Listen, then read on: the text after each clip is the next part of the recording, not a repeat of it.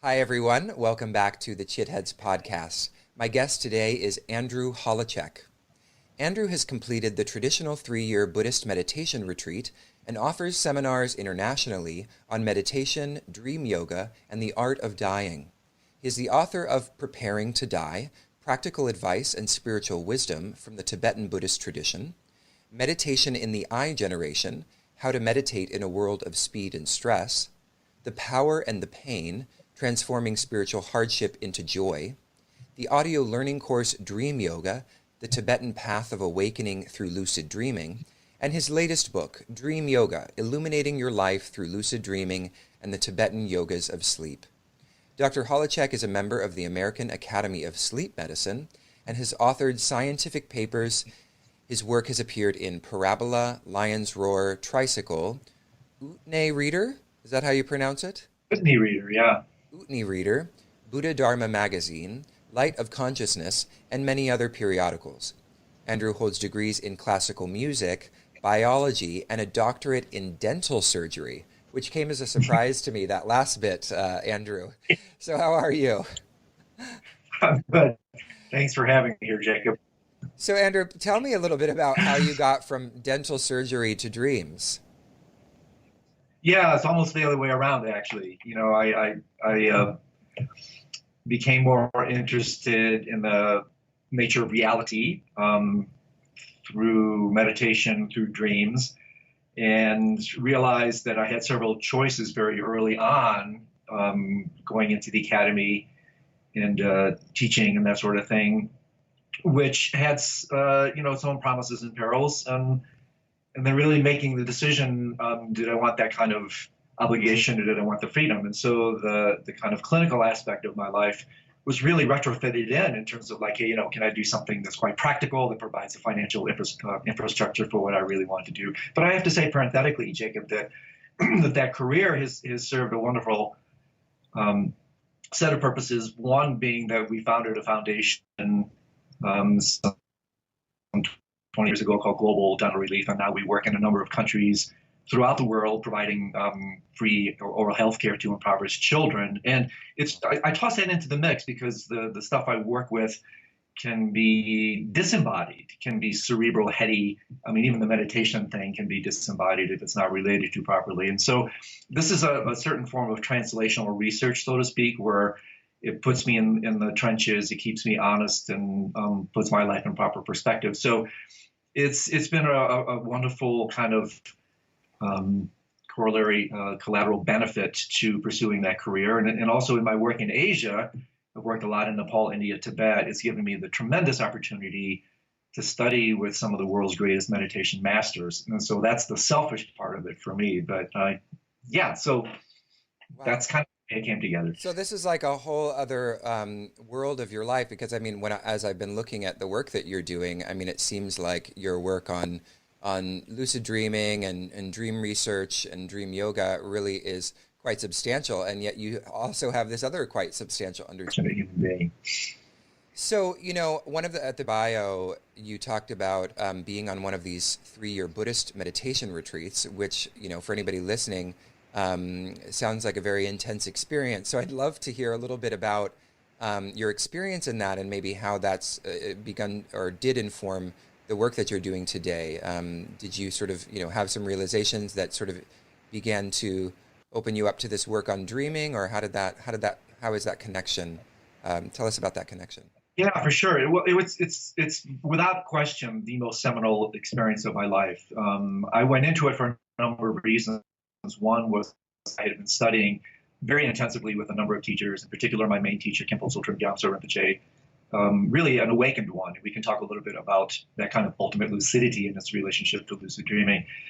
And I've been studying, and I realized, and again, somewhat thematically related to your embodied trajectory, that we have a kind of a pedagogical approach in the tradition that the Kool-Aid that I drank, which is the Tibetan Buddhist kind of approach, a really interesting pedagogical approach of hearing, contemplating, meditating, or I use the analogy of ingest, digest, metabolize.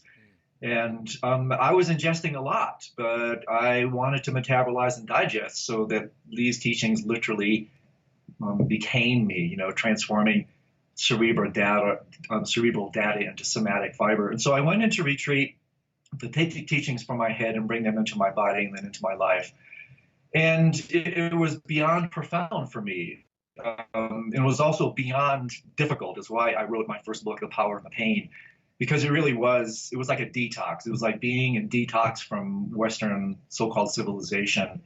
It was extremely difficult for me, but proportionately revelatory too. I learned so much about myself and the nature of mind and reality. And during the course of that experience, the great gift of the Tibetan approach is just the extraordinary offering of skillful means, upaya in Sanskrit, all these different meditations, meditations for sleeping, dreaming, dying, sex. I mean, you name it, they have a meditation. And so in that retreat, Jacob, especially the last year when I was studying what's called the 6 yogas of Naropa, I had the extraordinarily precious opportunity to engage in lucid dreaming, dream yoga, sleep yoga, and then kind of the daytime correlate practice, illusory form. And that was a real game changer for me because several things happened. One was that my dreams became increasingly more real. In a very real way, I was, in a certain sense, quote unquote, reifying my dream state.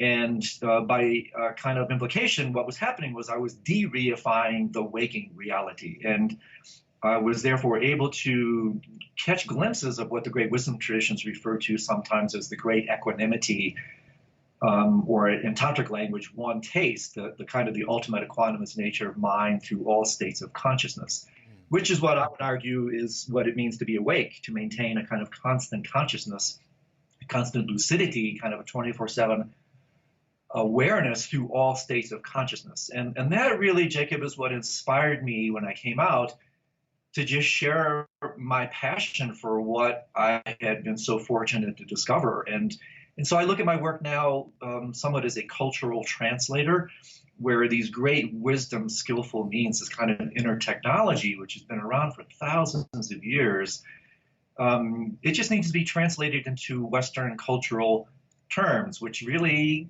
I would argue, principally scientific and psychological, sciences of mind and reality. And so, in a certain sense, that's my charter now, is to decode the kind of twilight language of these esoteric teachings, to bring them into the cultural milieu of the Western world, and to show people that we have, this information age, access to tremendous resources that can really transform our lives. Yeah, wow. So, just to ask you a follow-up question to the retreat, just kind of a practical question. Did you have, in the context of the retreat, was it open for your sort of experimenting with various practices? Did you have like a core meditation practice that you were meant to do every day, and then you were able to kind of explore these other supplemental practices that sort of led you in the direction of the dream work? Was that sort of the nature Great of question. Yeah, great question. The general curricula of the program, it's really like going to meditation university, where you are given this extraordinarily sophisticated and very well thought out protocol, this progression of practices that even, retrospectively, I've been out over 20 years. I'm just absolutely stunned. I mean, genius would be a pejorative in terms of the absolute brilliance of the trajectory of these practices. And so during the course of the retreat itself, these practices came so quickly. I engaged in 50, 60 different types of meditations, all designed to work with mind and all its manifestations. And so I didn't have a great deal of luxury during the retreat itself to explore all the things I've done since then, because it's like when you're in graduate school or in postgraduate school, you don't really have a lot of time. I was trying to understand what I was doing, trying to, I asked myself, because there were so many meditations, I took it upon myself before I did every single practice. I would ask myself, what does it mean to accomplish this practice? What does it mean to accomplish dream yoga? What does it mean to accomplish illusory form or the inner heat yogas, or you name it?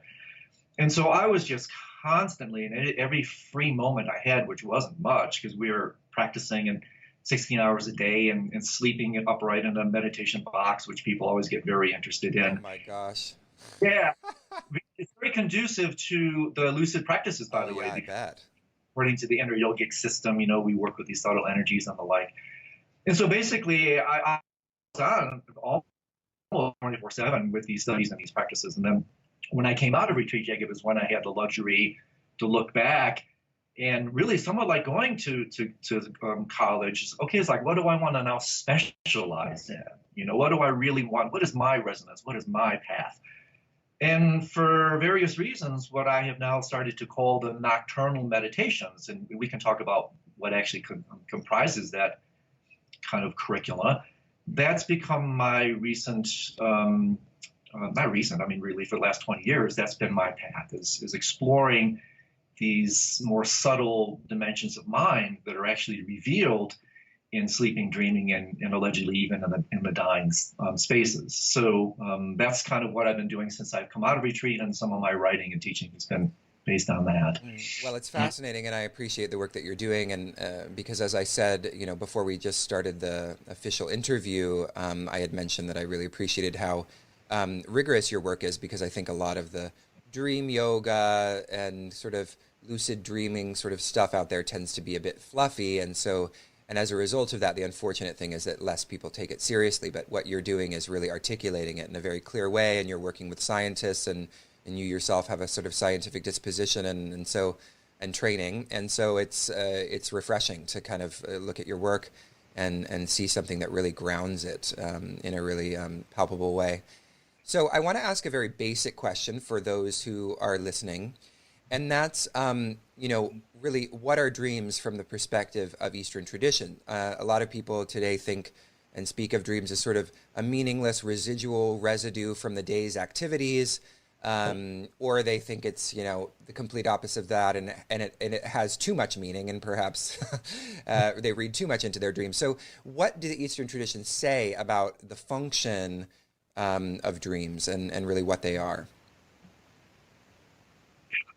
Yeah, that's a huge question. It's really, and this is why I'm a fan of integral theory and integral thinking, is that dreams, like consciousness itself, exist along a spectrum. And here I'm going to be a spokesman, not just for the Eastern view, but with your permission, maybe expand to a broader embrace of the dreaming mind altogether. And this is really perhaps one of the things, again, in this kind of notion of cultural translator, is maybe perhaps something that I bring, is this kind of double-barreled approach of joining the ancient wisdom of the East to the modern knowledge of the West. And so with that said, and then I will kind of talk a little bit more specifically, if you like, about the so-called Eastern approaches to dream. But dreams exist along a spectrum from really fundamental neurological noise, just discharge, meaningless, so-called meaningless spaces. But even those, parenthetically, can be used for purposes of lucidity, practices like lucid dreaming and dream yoga. So any dream can be used for lucid dreaming and dream yoga. But they exist from that kind of neurological noise all the way to these extraordinarily powerful revelatory dreams, sometimes called dreams of clear light or clear light dreams, that are hyperlucid, that are actually more real.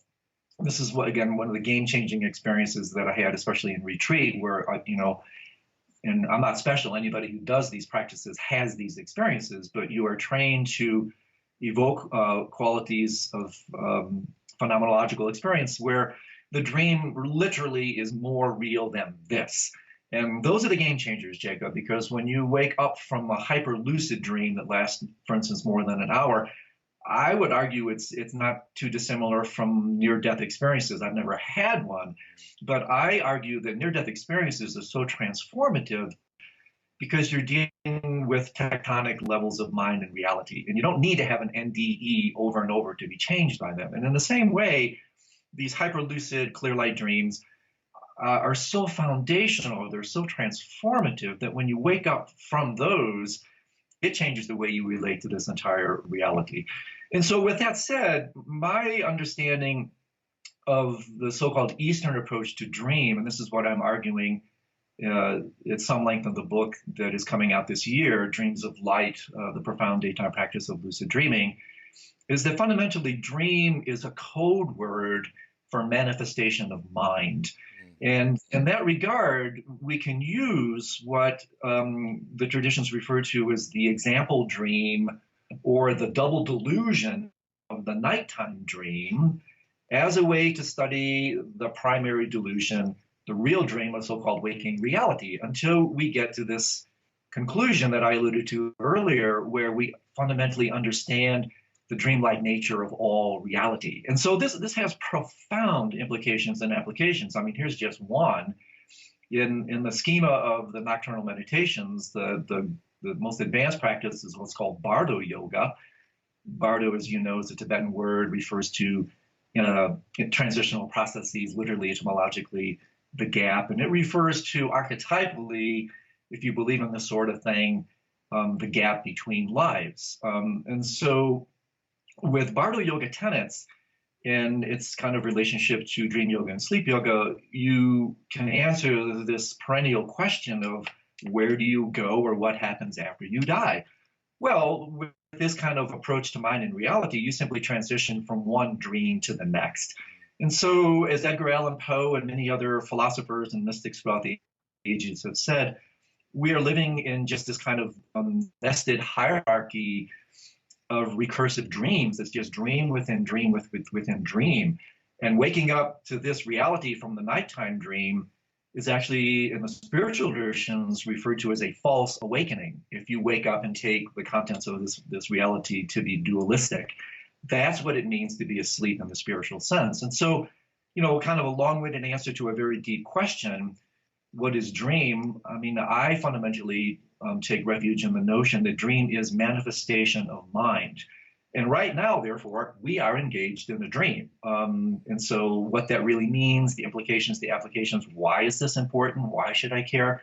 We can go in this direction if you want, because this, of course, is what the Buddha, the awakened one, discovered. He woke up to the illusory, dreamlike nature of this reality and found the liberation and the freedom inherent in that discovery. So lots to say about that. Yeah, so let me ask a follow-up, perhaps equally as large a question, which is, if we are to, and I love these concepts. This is something that I wanted to bring up anyway, so I'm glad you did, of the double delusion of the nighttime dream, as using that to wake up to the illusory nature of the primary delusion or so-called waking reality. So if there is a kind of primary delusion or a dream-like nature to what we associate with waking reality, then what is a non-dreaming state? And I think the reason why I want to ask this question is because a lot of people, I think, associate a non-dreaming state with something totally other than what we're experiencing, and it somehow transcends the world as we know it. And so it can kind of lead a little bit to this sort of escapist sense, escapist kind of sensibility about our daily experience and what we're actually going or aiming toward in our spiritual practice. So is a non-dreaming state something totally other than what we experience on a daily basis, or does it include what we experience on a daily basis with a sort of transmuted perception?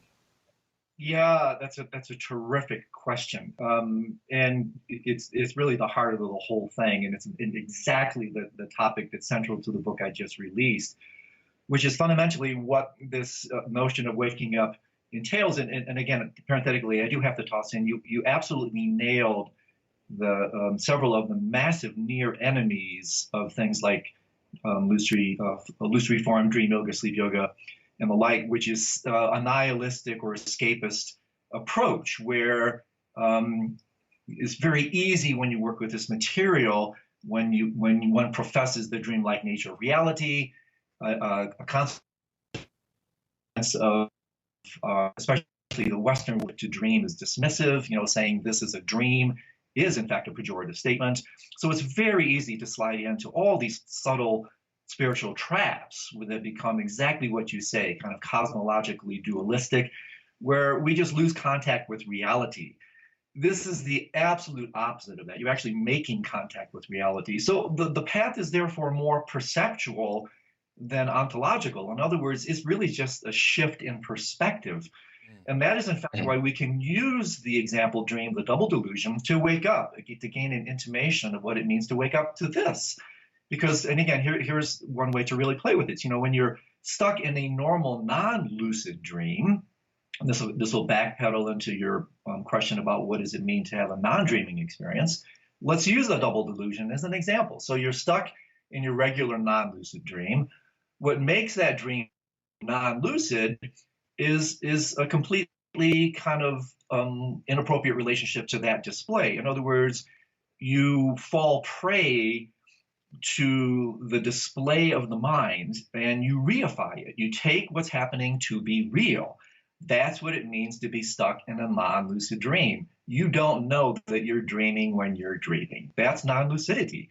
And so something through the practice of lucid dreaming and dream yoga and the whole battery of techniques obviously is designed to wake you up within the dream. Something will clue you into the fact that you're dreaming. And then all of a sudden, it's the same display. The display is still there. That hasn't changed. Your relationship, your perspective, your perception of the display has changed. And so here's a beautiful summary statement from the great meditation master, Master Tulku Ujin Rinpoche, when he said, samsara, and I think your listeners probably know what samsara is, the conditioned display of framing the phenomenal world as we know it. Samsara is mind turned out, lost in its projection. Nirvana is mind turned in, recognizing its true nature. And so the dream is an archetypal demonstration of that. Mind lost in its projection, lost in the display. That's the definition of non-lucidity. And we suffer in direct proportion to that. Nightmares really have their fundamental power because we unwittingly impute the display of mind with an ontological status it does not inherently have. And this is the great kicker. I mean, we're not victims of nightmarish situations. We're victims of nightmarish relationships to situations. And so let's take that exact same phenomenology, bring it back to the primary delusion and say, okay, what does it mean to be asleep here? Well, and again, this backpedals into the question. What it means to be asleep here is the same type of phenomenological process. You're lost in this particular display, taking the contents of this to be real, taking the world to be solid, lasting, and independent, i.e. dualistic. If you see the world this way, and we all do, let's be honest, that's a dream sign from the spiritual perspective. That's what it means to be asleep. And so if you want to know if you're spiritually asleep, there's your central criteria. And in that regard, we are all snoring. And so then what happens is, something will clue us into the fact. We will wake up to a dimension of mind and reality that is even more stable than this. So this is an interjection, Jacob, with your permission, that is worth tossing into the mix. The reason we designate the nighttime dream as a dream is not because of some inherent quality in the dream escape. We do so in contradistinction, meaning stability of this reality. It is from this perspective that we look upon the nighttime dream and give it this quality, saying, oh yeah, that's just a dream. The only reason we haven't woken up to this as a dream yet is we haven't found a dimension of mind that is even more stable than this. And so this is where the great meditative traditions come into play, because they allow you, in fact, to discover states of mind, revealed principally through sleep yoga, by the way, yoga nidra, that are so foundationally stable, so irrevocably real, that it is from that stance that you can legitimately say, this is a dream. And so what it means, therefore, to say we're in non-dreaming is, in fact, easy to say in a certain sense, not so terribly easy to actually experience, is to see the world in a non-dualistic way. What is sometimes referred to with scholars as a kind of tantric epistemology, where you see yourself completely inseparable from the phenomenal world. And if you'd like, I'll come up for air, we can talk about this a little bit.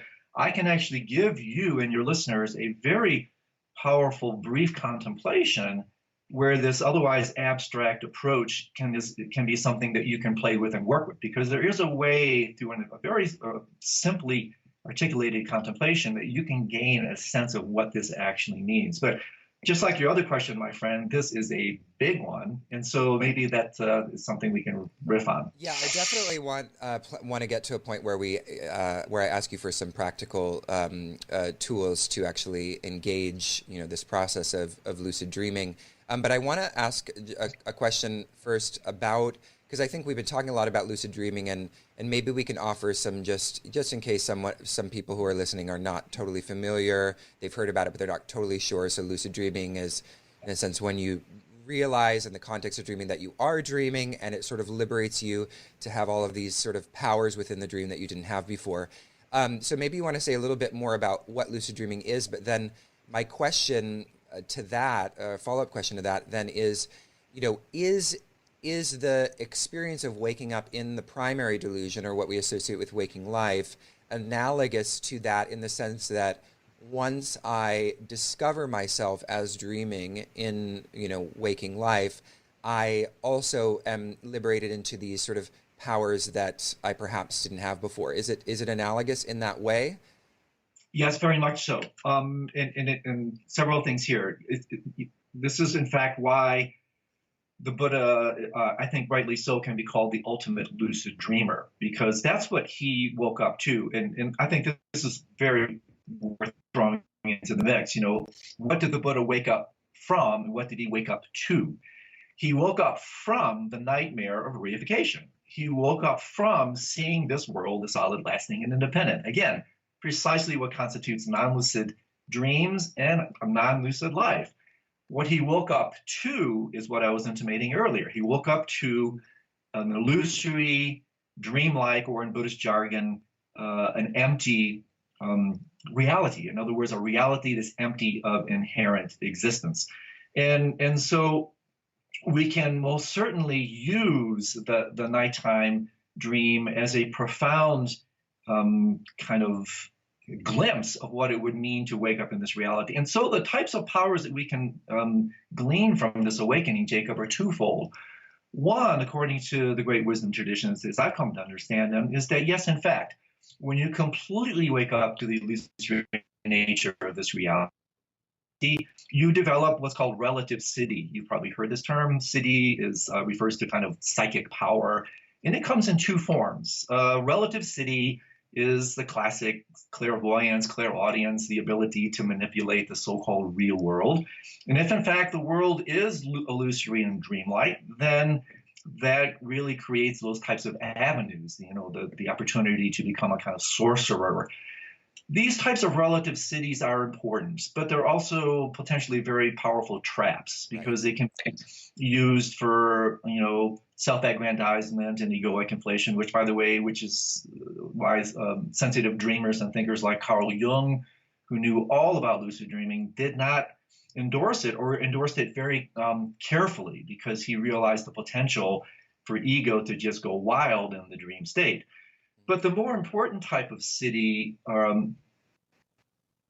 is absolute. Relative siddhi, the Jing I've come up with, Jacob, is relative siddhi is when you have power over the world. It has its kind of provisional validity. But much more important is absolute siddhi, which is when the world no longer has power over you. Then you can still, again, the display is still there. The phenomenal display is still there.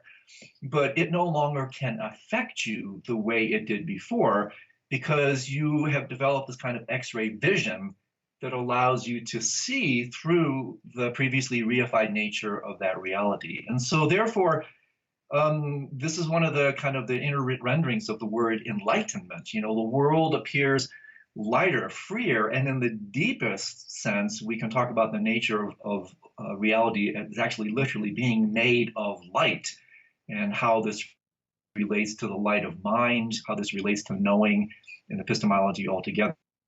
So I guess the take home here is that indeed these practices bring about this kind of power in both relative and absolute senses. And the most important one is absolute siddhi, where the display of your mind is still there, but no longer has the power to sway you. The phenomenal world still there, no longer has the power to move you unless you elect to be moved by that display. And of course, on one level, you do want to be moved by it, because that's the basis of compassion. It's not like you become this kind of aseptic, sterile being. You actually see things and perceive things more, but they hurt you less Yeah. because you don't give them a place to land, so to speak. So I think the absolute city, the absolute power, is really what's important with these practices. Wow. Yeah, Andrew, your explanations of these things are just fantastic. It's really incredible. I feel like very nuanced sort of things that we talk about a lot on the podcast in various guises, but just this lens through dreaming is really powerful. I think people are going to get a lot out of this. So one of the we're talking obviously a lot about the spiritual kind of benefit of lucid dreaming and leveraging dreams in our contemplative practice. But obviously, you've also done some work on the therapeutic benefits, which of course are not separate necessarily. But I'm wondering if you can talk a little bit about that for those that are maybe like, yeah, I'm not necessarily looking for the non-dual state right now. I just don't want to be so unhappy. Yeah, What are some of the therapeutic benefits of this yeah, practice? yeah. Again, another great one. That just like with the spectrum of dreams itself, the spectrum of benefits with these nocturnal practices is really off the charts. And so and this is a really important interjection, Jacob, because very often when people hear about these nocturnal practices, one of the first things is like, oh man, geez, my life is so busy, everything's so full. Like, why bother, right? my sleep and dream are so precious to me. Why should I muck that up with these practices? Well, when you understand the vast spectrum of benefits here, it's almost too good to be true. Psychological benefits, which I'll talk about to address your question, spiritual benefits, which we've been alluding to, physical benefits. We can talk about how this can help you physically. Wow. But in terms of psychological benefits, just several things right off the bat. One is very practical, and I have done this. I've worked in my dreams in this capacity. Is, let's say, for instance, you are having an issue with significant other, or a spouse, or whatever, which basically everybody has. You go to see your therapist, and you work out the issue with your therapist, with this other person. What's very interesting here is that the physical person, the other person that you're having a problem with, does not need to be there for you to resolve the issue with your therapist, right? Because the physical body is hardly ever the problem unless somebody like rolls on top of you and kills you or something. The physical body is not the problem. It's the relationship to the body, so to speak. It's the experience of that person that's the issue. And so the reason I say this is that you can work in your dreams in therapeutic capacity, because the person that you're having a problem with doesn't have to be there in your dreams, just like in a therapist's office.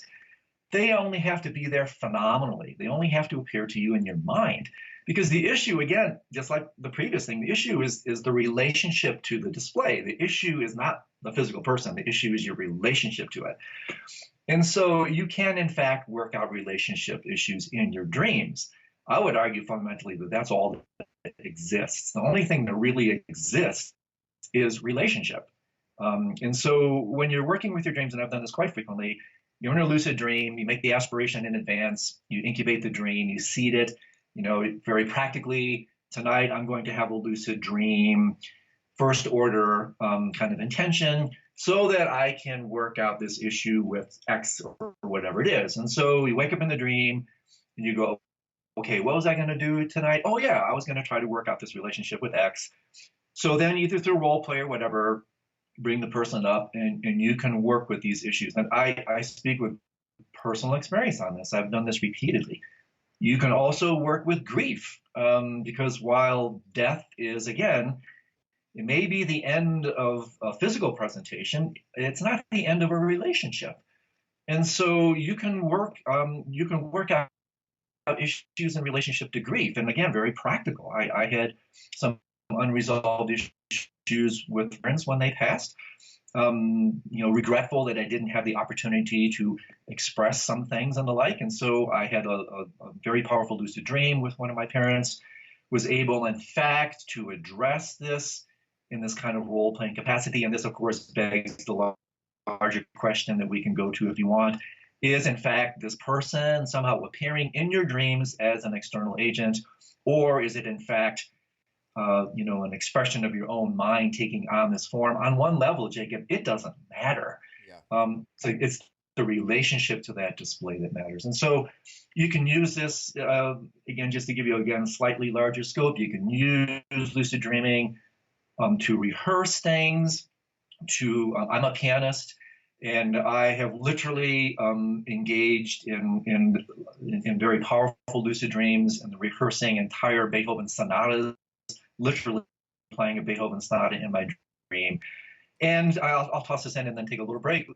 The reason these effects take place in terms of like the performance end of it is really through the tenets of what I'm sure you and many of your listeners know about, the tenets of neuroplasticity, right? That what you do with your mind affects your brain. And so many studies have shown this, for instance, that if you're looking at a logical, your left hemisphere is active as if you were doing it in waking life. If I'm playing the piano in my dream, my right hemisphere is activated just as if I was doing it in life. The brain has an extremely hard time differentiating from what's real, what's imagined, or what's dreamt. And so that alone is a staggering proclamation. So what you do with your dreams is virtually neurologically equivalent to doing that activity in the waking state. And then finally, the same thing applies, kind of downloading it even further into your very body.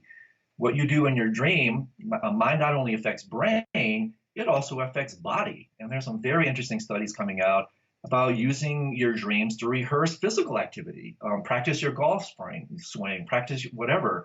Anything you can do in the waking state, you can do in your dreams. And so that alone is, holy moly, Batman. Just wrap your mind around that. Engaging in these practices, I playfully refer to it now as like entering a form of night school, where you can add literally a month a year. We spend about 25% of our time in REM sleep. That's mostly when we dream. That adds up to about a month a year.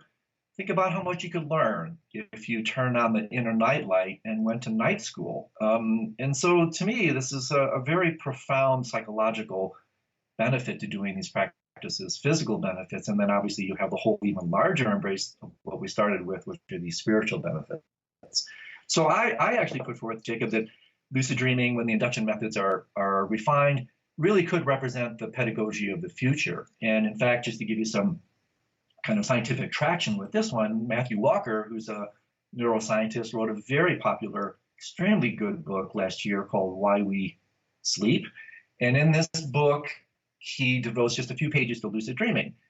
But this is a hardcore, hard-hitting scientist. And what he says, it's so compelling I memorized it. He says, it is entirely possible that lucid dreamers represent the next iteration in Homo sapiens evolution. And I can talk a little bit more about that because there are actually neurological correlates to this outrageous assertion that most of the parts of the brain that come back online when you're in a lucid dream, these kind of metacognitive aspects of the brain, are actually the parts of the brain that have most recently evolved in human evolution. Literally, the frontal aspects of that are, kind of metaphorically on the frontal edge of human evolution, literally here, are the parts that are activated. The dorsolateral prefrontal cortex, the orbitofrontal cortex, and the precuneus. These are what come back online when you're lucid dreaming. And these are the most recently kind of added aspects of the brain, which is why, an ape doesn't have these, which is why their heads slope back. These aspects are what separate us from apes, which is why when you look up, you're looking into the frontal edge of literally brain evolution, literal aspects of the brain that come back online in the lucid dream. That to me is really interesting. Yeah, it's fascinating because it, not only does it point to the fact that, our brains already contain sort of the seeds of the possibility of so many altered states of consciousness and as a result altered states of life and behavior, but also it points to the fact that even the existing structure of the brain is only one possibility, and with the right tools, with the help of neuroplasticity, as you've been mentioning, we can actually, the possibilities are seemingly endless, because evolution in that sense is open-ended in a certain kind of way. So it is super fascinating. I think so. Yeah. Totally. So I have a question actually before I want us to get to the practicals. I'm sure people are like, I want a lucid dream. Give me some tools to do Yeah. that. But one of the things I wanted to ask, just because, from my own personal experience, to give a bit away about my own psychological struggle without psychoanalyzing me, I've had through periods of my life where had a lot of nightmares. Yeah. And so in the event that someone is suffering from a lot of nightmares, and actually their first instinct is to kind of get out. I can really remember very viscerally many times where the nightmare is so intense that I wake myself up and then I have to hold my eyes open for maybe 30 seconds to a minute in order not to slip back into the nightmare. Right. But actually that might even be a point where I have the power to lucid dream, right? So it's like I've given an opportunity because I'm sort of in sort of the in between state or what have you. So, in the event that someone actually doesn't want to lucid dream in a place that's totally terrifying, what are the tools available to kind of navigate that? Yeah, really great question, as usual. So, yeah, the nightmare thing is a really good one. So, several things here, my friend. One is that the phenomenology of the nightmare is twofold. One in a more conventional relative way, and another more absolute way. I want to ping on both of these because nightmares are huge.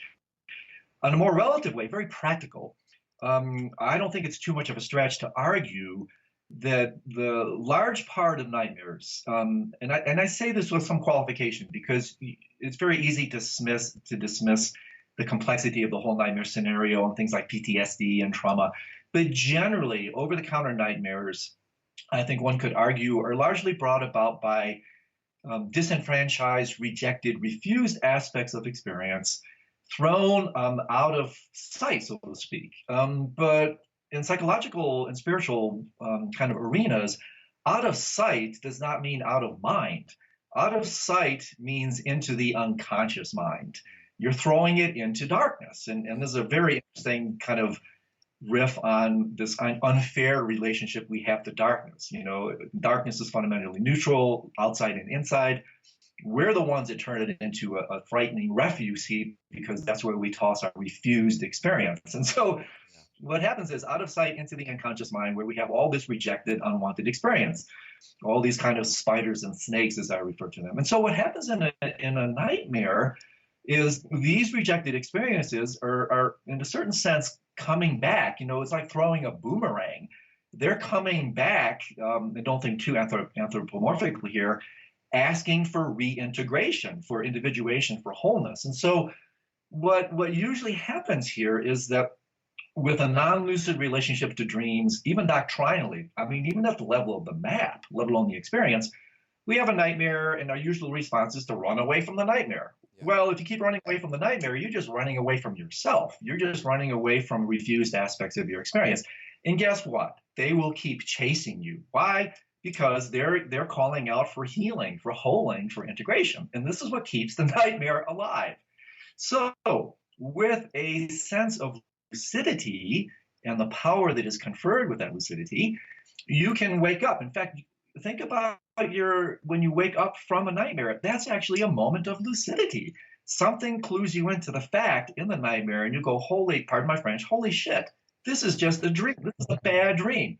And usually what happens is, because you're not armed with these teachings, you wake yourself up out of the dream. That'll temporarily get you out of trouble, but, that stuff is still down there. Armed with these practices, and this is so practical, you can hold your seat. You can stop in the dream, and I can give you countless examples in my own experience of this, and do the opposite of what you would normally do. You stop, you're in the dream, you're going, hey, wait a second. This is just a dream.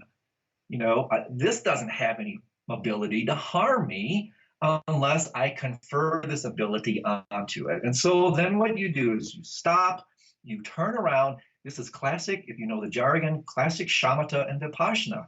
Stop and look. You turn around, you look directly at the demon, and you do the opposite of what you would do. You open your heart to it. You embrace it. I have done this so many times. I have not had a nightmare in 20 years. Wow. And so what usually happens is the nightmarish figure will do one of two things. It will either disappear altogether, or what's even more powerful, it will dissolve and melt into your very dream heart. And in so doing, what are you doing? You're embracing, integrating, healing, holding these rejected aspects of your experience. And this alone is enormous. In fact, I can refer you to colleagues. There's people now that are doing active lucid dream nightmare therapy, working with this in a very powerful way. And so this is the monumental aspect of classic lucid dreaming. But very briefly, the other deeper aspect of nightmare is nightmare principle altogether. So now we're talking literal nightmares. Now let's talk about nightmare principle. And this is what I do with all my work in terms of lucid dreaming altogether. Lucidity itself is just a code word. It's twilight language for awareness. A lucid dream is an aware dream. And if there's one fundamental curative agent, I would argue for all psychospiritual pathology, it is awareness. Awareness cures. And so what we can do here with a nightmare principle is realize, just as I suggested earlier, nightmare principle is based on reification. And so a deeper aspect of working with nightmares is, in fact, de-reifying the content of the dream itself. That's what it is, this imputed ontological status to the dream that gives it its power. So if you realize, as they say in the Tibetan Book of the Dead, emptiness cannot harm emptiness, the illusory dreamlike nature of the phenomenal world cannot hurt you unless you imbue it with a power it does not inherently have. By working with nightmare principle, in fact, Jacob, this is the fourth stage of classic dream yoga practice. I mean, catch this. Instead of working and running away from nightmarish situations, in the fourth stage of classic dream yoga practice, you actually bring about frightful situations in your dream state. You literally can bring about nightmarish situations voluntarily in the lucid dream state as a way to work with fear. And so this is a way to cut to the very heart of the samsaric agenda altogether, the nightmare principle altogether, which is seeing this world in this bloody, solid way. That's what it means to be asleep. That's the nightmare of samsara. That's what the Buddha woke up from. And this is what this practice leads you to. So we use obstacles to transform them into opportunities. We use the obstacle of the nightmare as a way, again, the double delusion, to point out the nightmarish presentation of the entire phenomenal world. And so you wake up from the nighttime nightmare, and then you look at this world in a completely different way and say, the only reason I'm so afraid of X is because I've imbued it with a reifying status it does not inherently have.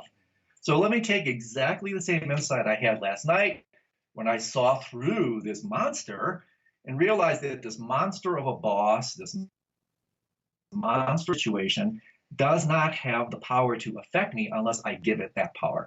And again, this dovetails back to this idea of absolute cities. Where I was going fundamentally is that we can transform obstacle into opportunity. We can transform the obstacle of the nighttime dream as an opportunity to discover the nature of not only dream, but the waking state. And so using the tenets of nightmare principle, which nightmare principle is based on reification, and if there's original sin in the wisdom traditions, in my opinion, it's reification.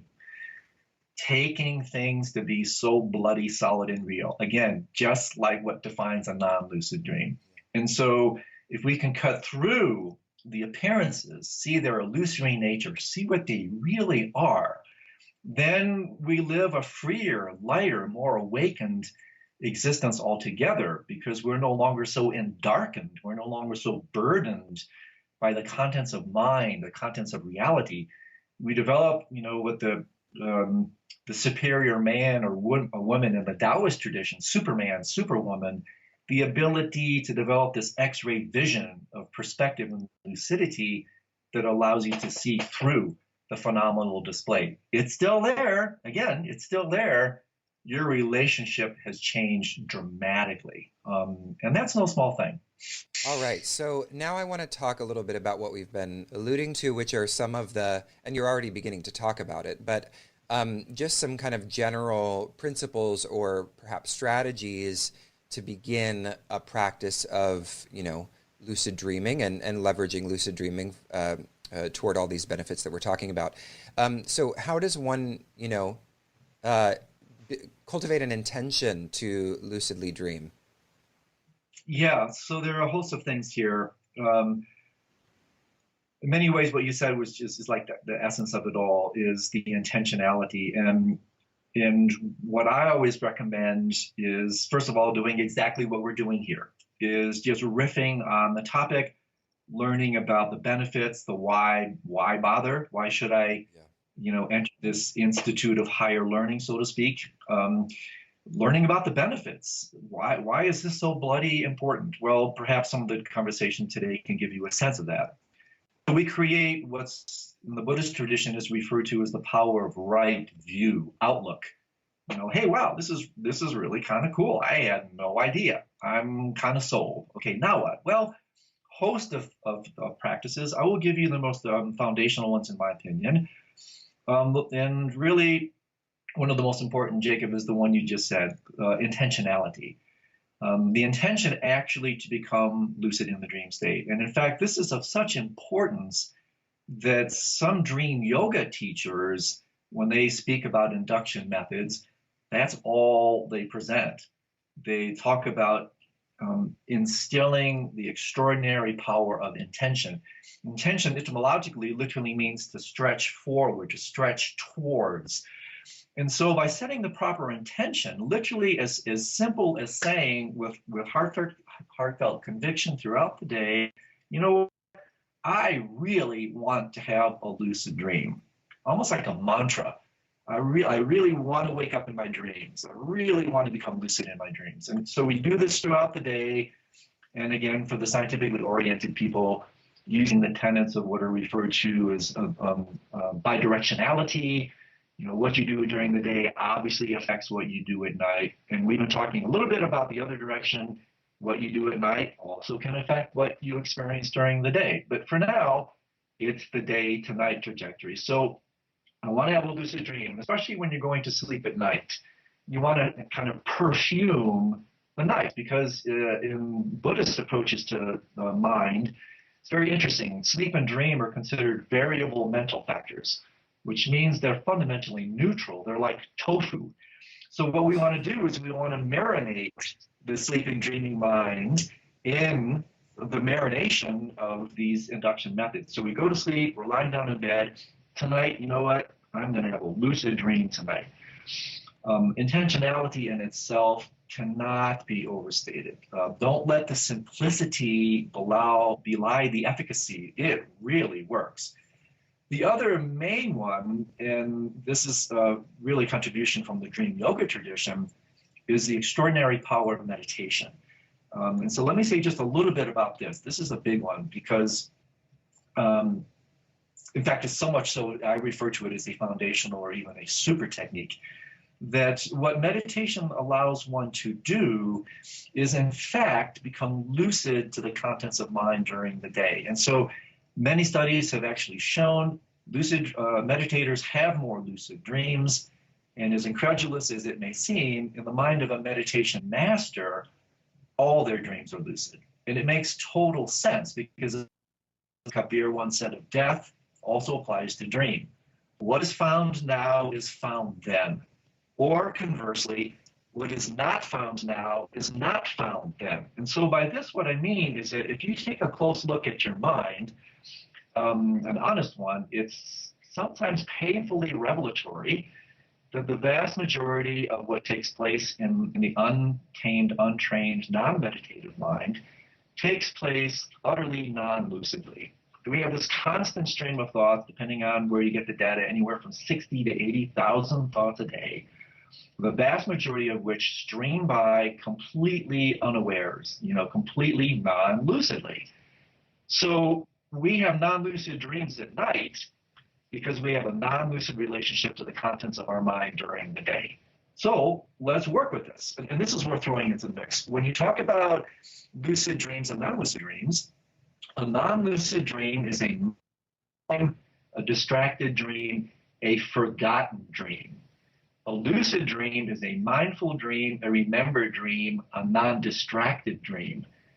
This is worth throwing into the mix because you can practice mindfulness, you can practice memory, you can practice presence and or non-distraction. And so by working in meditation, what in fact are you doing? You're becoming more lucid to aware of the contents of your mind. You're becoming lucid. And so again, when that display is then released, free of sensory constraint in the dreaming state, that's what we label the term dream. Guess what happens? You now have a more lucid relationship to the contents of your nighttime mind. And I can attest to this my own meditation in my 3-year retreat, where I'm engaging in mindfulness practices 16 hours a day. It's no great stretch. You start to have lucid dreams every single night because you're just working with lucidity during the day. So maybe I'll stop with those because, from there, then you get all the very specific techniques, the mnemonic induction of lucid dreams, the wake and back to bed method, the supplemental uses of things like galantamine, all the gadgetry that's coming out there, all these techniques, East and West, when they're brought together, are extraordinarily effective in bringing about these special dreams. And so meditation intentionality, increasing dream recall, very and the natural consequence of these practices is indeed lucidity. So on one level, it's very straightforward. If you understand the phenomenology of what brings about lucidity and non-lucidity, realize that you're always, whether you know it or not, you're always practicing, you're always meditating. So we're always becoming either familiar or more familiar with lucid or non-lucid states. Why not become more familiar with lucidity? And then meditation that brings that about, other practices like illusory form that also cultivate that. A natural consequence of these practices is, in fact, lucidity at night. So I think that's enough to get some of your people going. Yeah, that's excellent. So a follow-up question then is, are there any things that are good to avoid perhaps before, in a certain period before going to sleep, because it might support that? Like I'm thinking, for example, watching 5 hours of television or, drinking too much wine or, these things that perhaps are going to kind of cause a lot of maybe neurological noise, as it were, and could potentially inhibit that process of, even if you set up the intentionality for it. Are there some best practices? Absolutely. Yeah, this is where spiritual, or I should say spiritual, this is where good sleep hygiene comes into play. Both East and West, both psychological and spiritual, but very practically, the classic sleep hygiene techniques are, like you mentioned, avoiding especially blue light, at least 90 minutes before you go to sleep, preferably like 3 hours before you go to sleep. It's very interesting. When it gets dark, darkness imposes a kind of natural curfew of the mind, right? This invitation to turn in. Yeah. So if we violate this curfew, which is what we do with artificial light, and this is a very interesting topic to talk about the extraordinarily damaging effects of light pollution and artificial light, literally and metaphorically, and how I would argue it's one of the principal signatures of the Kali Yuga. The Dark Age is principally defined by runaway light. It's a painful irony. And so 90 minutes before you go to sleep, you stay away from light, especially blue light, tablets, iPhones, and the like, because these lights inhibit the release of melatonin, sometimes called the Dracula hormone, right? Only comes out at night. So you want to create a kind of red light district, or basically get away from light altogether. Exercise is okay, but not too late, because that'll keep you up. You want to do that earlier in the day. Caffeine has a very long half-life of about anywhere from 5 to 7 hours, which means if you drink a cup of coffee at noon, 50% of it's still in your system at 5 or 7 o'clock. So, certain people obviously can metabolize it more readily, but you stay away from that. Try to settle the mind through contemplative practice or meditation. I mean, because I'm a fanatic about this stuff, I meditate every single night before I go to bed as a way to kind of unwind. And There's all kinds of subtle spiritual purification practices you can do, prana purification practices that are helping to kind of unwind the mind. I mean, really, in a nutshell, those are the principal ones. There's a host of others, but those are the ones that really are the most effective and easy to implement. And fundamentally, really, Jacob, what it is it's about establishing a more honored and treasured relationship to the dreaming state. And if we start to do that, that in fact is itself an expression of our intentionality. We're starting to treasure the dream. And if we treasure it, we honor it, we respect it, we create these atmospheric conditions, then, conjoined with the more overt practices that I mentioned earlier, you're creating this kind of atmosphere of lucidity. The analogy I use is like, I remember when I was a kid, I went to the Smithsonian Museum, and they, in this kind of artificial environment, they were able to create a bolt of lightning. And I found that really compelling retrospectively, because when you think about a flash of lightning, i.e. flash of lucidity, it's brought about by environmental conditions, the right atmosphere, the right temperature, the right electrical potential. It's a systemic, kind of holistic approach. And I emphasize this because if you really want to achieve lucidity with regularity, with constancy, you have to work in this kind of ecological way, which is the way the phenomenal world, arises. It doesn't arise based on one condition. It arises on a vast nexus of causes and conditions. And if we work and engage in these causes and conditions, which I'm riffing on and writing about now, then lucidity, no magic here. This is pure causality, pure physics. Lucidity is a natural consequence of this kind of nexus of causes and conditions. And so your questions are good. We work with interiority, with intentionality. We work with meditation. Diet can help. All these other things can actually co-conspire to bring about the lucid state. So something like that. Those are excellent practical tools. All right, so we are nearing the end of our conversation. This has been absolutely fantastic. Honestly, it's one of the most fascinating conversations I think I've had in a while in the podcast. Hope no one I recently interviewed is listening. I just want to end on something that, of course, will dovetail with one of our recent collaborations, you and Embodied Philosophy, because you're contributing a talk to our virtual reality conference, which is exploring the intersection of virtual reality, contemplative practice, and Eastern traditions, and also sort of some therapeutic paradigms, therapeutic uses of VR. And this is, of course, a conference that's going to be hosted in February at Embodied Philosophy, and I'll say a little bit more about that at the end. But you're giving a talk for that conference, so those listening can get a little more of you for that conference, which is happening in February. But you also recently released an article that you co-published with Jordan Quaglia called Lucid Virtual Dreaming, Antecedents and Consequence of Virtual Lucidity During Virtual Threat.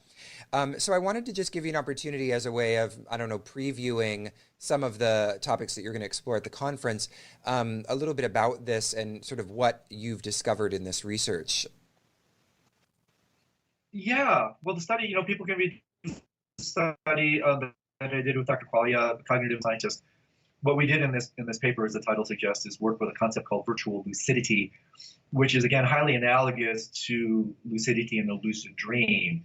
And so in the paper itself, we created we used an app, a virtual app, that brought about quite a frightful situation, walking out on this plank, hundreds of floors above the ground, and using some practices from dream yoga, i.e. illusory form practice, we were able to allow people to still have a very heightened, enjoyable experience of virtual reality, but using some of these contemplative practices completely in line with what we were talking about, we kind of stripped the fearful aspects of the experience away by allowing them to gain, in fact, this type of perspective, this kind of lucid perspective to the virtual reality display altogether. And so what I will be talking about in my presentation is using virtual reality, which I think is in a very exciting space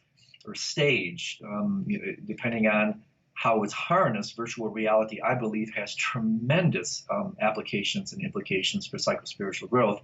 But what I will be talking about, and I can just introduce a little bit now, is highly resonant what we've been talking about with lucid dreams, is we can use virtual reality as a way to, in fact, explore the nature of mind and reality. And I do this in a lot of ways with my riffing these days about working with virtual reality allows us to discover both the lucidity and non-lucidity principles. In other words, what I do with virtual reality is talk about, well, what is it in the virtual reality setup that makes it so real, just like in a non-lucid dream? Why, in fact, do we get sucked in, or what some scientists talk about as a swept up continuum?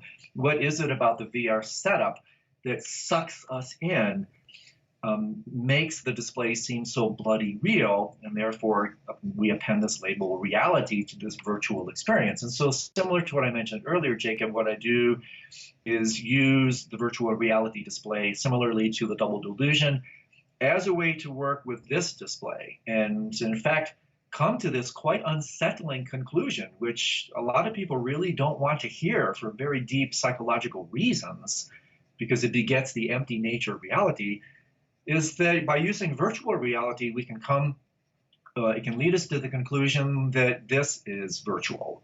This is as real, in fact, as that display. And so it's a wonderful way, a fantastic medium to explore principles of mind and reality, just like in a non-lucid dream. And I have to say, when I first did my very first VR experience, it was the closest thing I've ever experienced to a lucid dream. When I first put it on, the goggles on, I said, oh my gosh, this is just like a lucid dream. And so I got into it immediately. I did the study with Jordan. And as I'll talk about when I do my presentation, there's a lot of, I think, really compelling directions where you can explore the nature of mind and reality using this particular medium. So I'm pretty jazzed about it, actually. Yeah, I mean, it sounds, just like you said, it sounds extremely analogous. And do you think that actually, as, for those that maybe theoretically would have would find it challenging to enter into lucid state, even with all of the tools, that actually, as a result of maybe doing a bit of this virtual reality work, it could also translate into an increased ability to lucidly dream? Absolutely. It greases the skids for sure. The work of Jane Gackenbach, she originally started doing work with gamers. People who spend a lot of time doing video games have actually been shown to have a higher incidence of lucid dreams, because in a certain way, they're working with an alternate reality in the video arena. And again, what is found now is found then, so it greases the skids. And in a very similar way, and this eventually, it's expensive. We've been talking. In fact, I parenthetically have to toss into the mix. I've co-created with some producers in LA as a kind of an advisor, a kind of a Bardo virtual reality program, where we've created this program using virtual reality to help people prepare for the after-death state using principles of Tibetan Buddhism. But the idea here, for sure, and this has been my experience as well, that by spending more time in an alternate reality like VR, it can definitely grease the skids for lucidity at night. And I'm pretty psyched about this sort of thing, because this is the great contribution of the West, is this very marvelous set of technology, skill sets, and the science behind mind and brain, where we can take advantage of these really, really clever Western ways to, in this case, bring about lucid states of consciousness. And so, for sure, the virtual reality medium, I think if it's harnessed properly, and there are specific programs designed for lucid dreaming, I have no doubt whatsoever that it will be harnessed very successfully to help people have lucid dreams at night. It makes total sense to me. And the preliminary data from Jane Gackenbach tends to support this sort of thing. So for those of you who are interested, you can look at her work.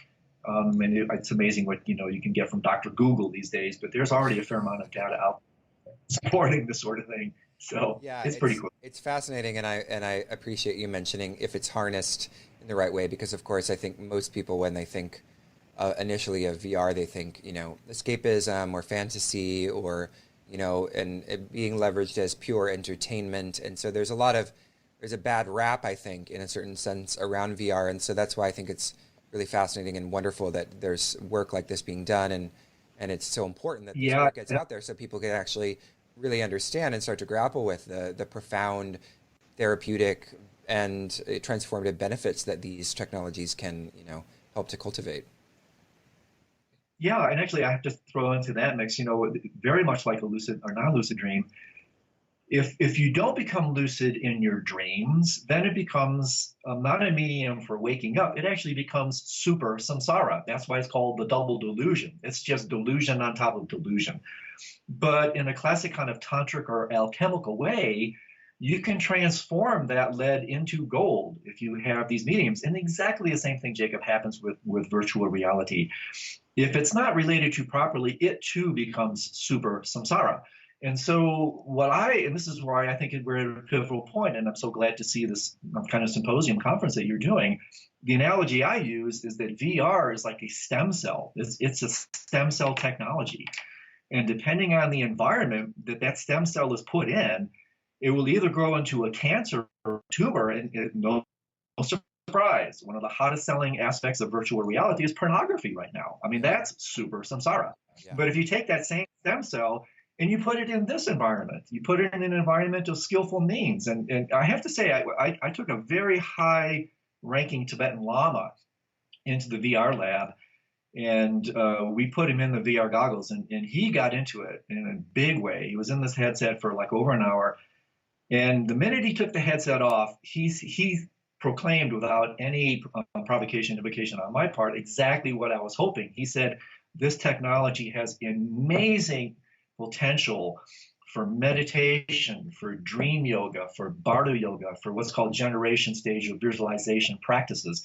And so he riffed for about 10 minutes on exactly what I was thinking, that if this amazing technology as a stem cell is put in the proper environment, that cell will grow into technologies for awakening. And that is the aspiration, I think, of what you're doing with your conference. I could not applaud and support that more because, Deepak Chopra allegedly, when he took the VR headset off for the first time, said, this will change the world. It has that kind of potential because it's a way to really look at the nature of mind and reality. So I'm super psyched about what you guys are doing and glad to be part of it.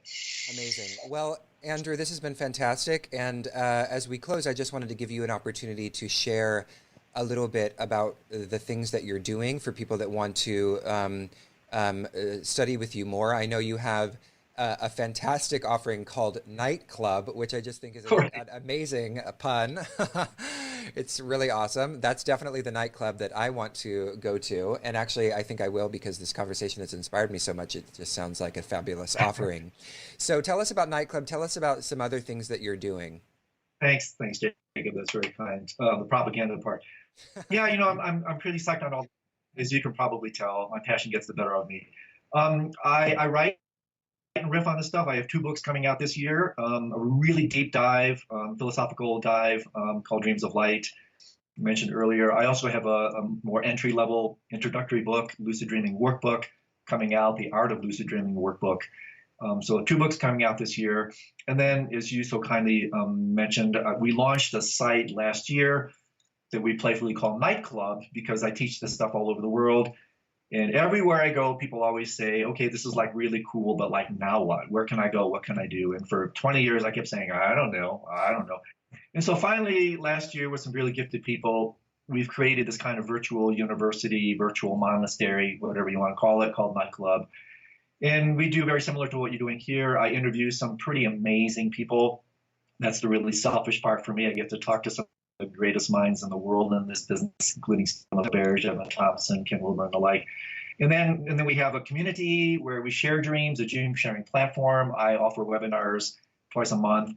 And we also have in the back of the nightclub, we have playfully what I call Night School. Night School is 6 tracks of approach, the science and medicine of sleep, the daytime practices, lucid dreaming, which is the platform practice, and then the cascade of nocturnal meditations, dream yoga, sleep yoga, bardo yoga. And so we have these 6 kind of lines of inquiry and study.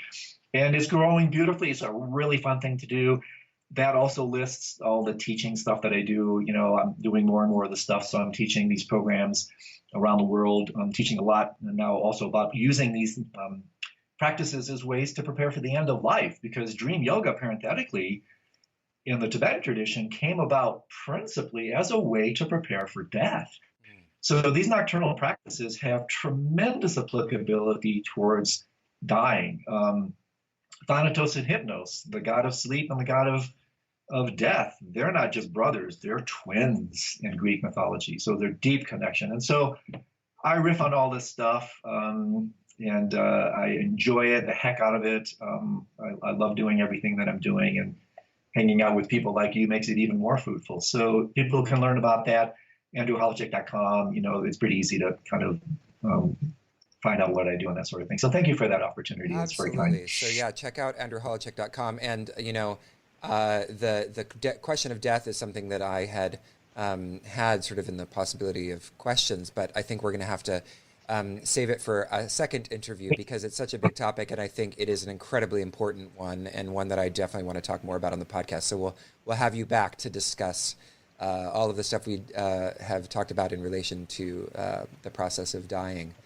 So thank you so much for your time. Thank you so much for your time, Andrew. It's been an absolute pleasure.